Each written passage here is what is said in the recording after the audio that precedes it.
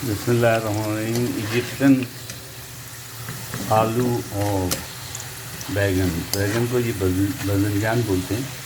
इस तरह बनाते हैं, आलूओं को बारीक बारीक काट के इस तरह तल देते हैं और जब लाली आने लगे तो वो निकालें। फिर बैगनों को मोटे मोटे काटिए, ज़्यादा नहीं, 2-3 मिली मोटे। उसके बाद इसमें कट लगाइए, इस तरह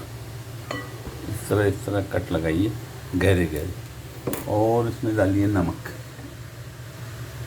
और इसमें डालेंगे नमक 2 कतरे पानी, ताकि नमक जो है वो लग जाए।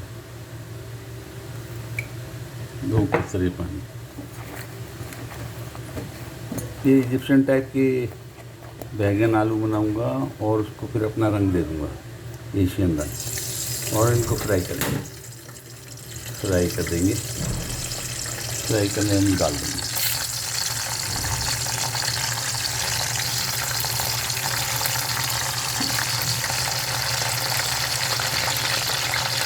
इजिप्शियन स्टाइल बना लिए। उसके बाद उसको मैं मिर्ची मसाले में अपने रंग में बन दूँगा। और ये एक बैगन और एक आलू, कम से कम एक आदमी के लिए, एक शख्स के लिए काफ़ी काफ़ी।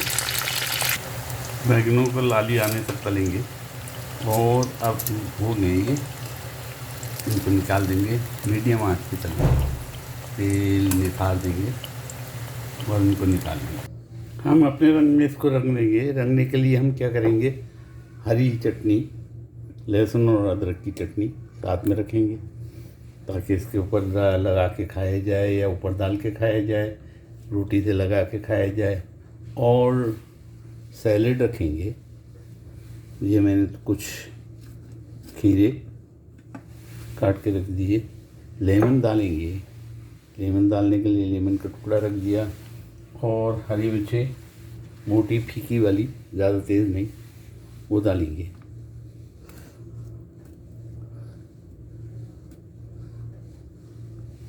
कुछ इस तरफ कुछ उस तरफ। इजिप्शियन क्या डालते हैं, इजिप्शियन शत्ता जिसको कहते हैं वो डालते हैं, जिसको रेड चिली सॉस कहते हैं वो डालते हैं। तो हम रेड चिली सॉस भी डालेंगे।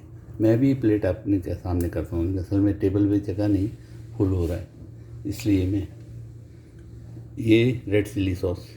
इजिप्शियन जो है, अरब जो हैं, वो रेड चिली सॉस डालते हैं। ये मैंने रेड चिली सॉस डाल दिया। तेज़ है, अच्छा है, खट्टा और तेज़, ज़बरदस्त है। तो ये रेड चिली सॉस और हरी चटनी और हरी मिर्चें, नमक डला हुआ है ऑलरेडी, और नींबू। और ये लोग जो है बाज़ार की यहाँ के खबूस मिलते हैं उसके साथ खाते हैं, हम अपने हाथ की चपाती के साथ खाएंगे। उम्मीद है आप भी बनाएंगे, उम्मीद है आपको समझ में आ गया होगा। बहुत सिंपल रेसिपी, बहुत आसान, और टेस्ट को चेंज करने के लिए बहुत बेहतरीन। आप भी कीजिएगा, आप भी बनाइएगा। दुआओं में मुझे ज़रूर याद रखिएगा।